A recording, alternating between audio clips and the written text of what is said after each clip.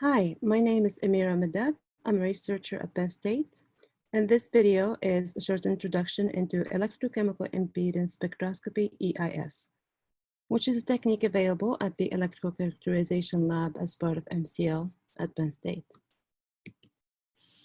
EIS is a linear technique widely used to study the electrical properties of insulating and semiconductor materials. The concept is simple. Apply an AC electric field on the sample and measure the output current. Then take the impedance as the ratio of the electric field by the output current. The electric field and the current and the impedance would have the same frequency. And there will be a phase shift, as shown here in this graph, that will go into the impedance, which would be represented by a complex number, Z prime and Z double prime. The calculated impedance would be fitted to an equivalent circuit, which would usually represent the behavior of the material. This technique can be applied over a wide range of frequencies between 1 megahertz and 1 megahertz. The most common equivalent circuit is the simplified Randall cell, which usually will come as a default equivalent circuit in most equipment used for impedance spectroscopy. And it has a resistor in series with an RC parallel circuit. These parameters, R1, R2, and C, will be calculated from the fitting of the experimentally measured impedance to the equivalent impedance of the circuit. And it can be represented in a complex plane referred to as a Nyquist plot. We have minus Z double prime as a function of C prime. Z double prime is usually a negative number. That's why we have this minus here to put it in the positive side of the y-axis. At each frequency, we have amplitude of Z and the phase shift phi. The low frequency will give R1 plus R2, and the high frequency will give Z equals R1. From this impedance, a number of properties can be calculated, and these are just examples. The admittance is the inverse of the impedance. We can calculate the permittivity in this form. The electric modulus is the inverse of the permittivity, and we can get the AC conductivity of the sample. Various applications can take advantage of EIS. For example, studying the processing, structure, properties of the materials under different conditions, for example, annealing or doping, atom particles in the case of composites.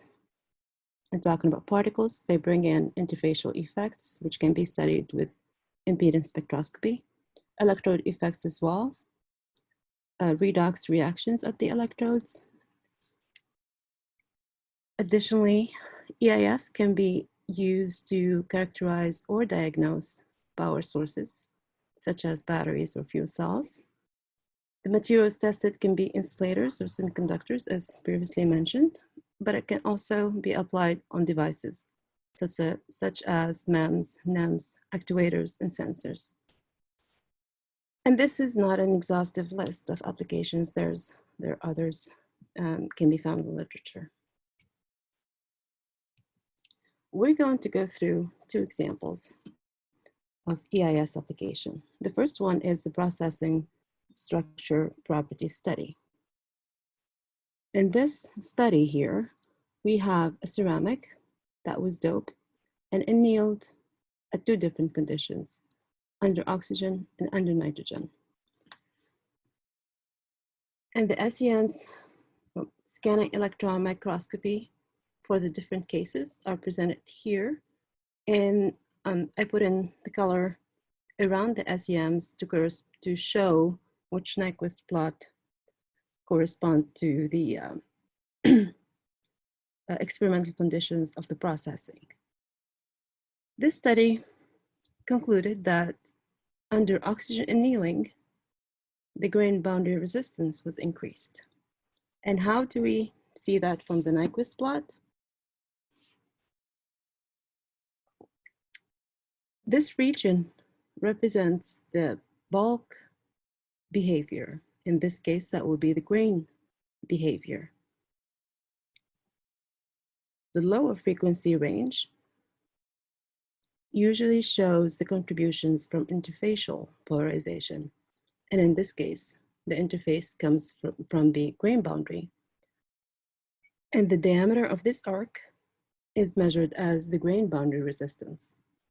So looking at this Nyquist plot, we see the green color corresponds to the oxygen annealing, and it's much higher than the as-centered or nitrogen annealed sample. The other observation from the study is that nitrogen annealing results in the opposite, which is a decrease in the grain boundary resistance. And it's more clear in this case, where the blue represents the behavior or the impedance spectroscopy results for annealed in nitrogen. The second example is showing how EIS can be used for power sources, lithium-ion battery with porous electrodes. This schematic shows the contribution from the different elements of the battery to the impedance, real and imaginary parts. For example, the high frequency is represents the resistance of the electrolyte. The low frequency, again, goes to the interfacial polarization. In this case, it's a double layer formation at the surface of the conductive solid phase. Experimentally measured impedance from this study is shown in this Nyquist plot. And the different points represent different frequencies. So to summarize, the main advantages of EIS is that it's typically non-destructive. It provides fast analysis. It can be carried out over a wide range of frequencies from 1 megahertz to 1 megahertz. And from the impedance measurements, a number of properties can be extracted from that one test. And it also can be used both as characterization and a diagnostic tool. In order to ensure accurate measurements, the material impedance must be within the instrument's allowed ranges. And this is an example of the allowed ranges and the accuracy that comes with it for a Solartron Modulab impedance spectroscopy tool. At the Electrical Characterization Lab, we offer extended capabilities where we can add measurements over a wide range of temperatures. And they are listed here for film samples, thin films, and for bulk samples.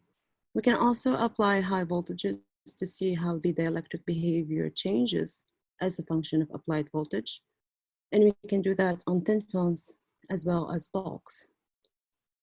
And also measurements can be carried out as a function of time.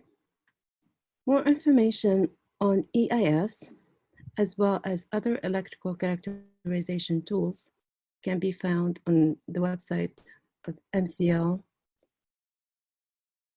And there's contact for the staff if you have questions about the capabilities offered. Thank you.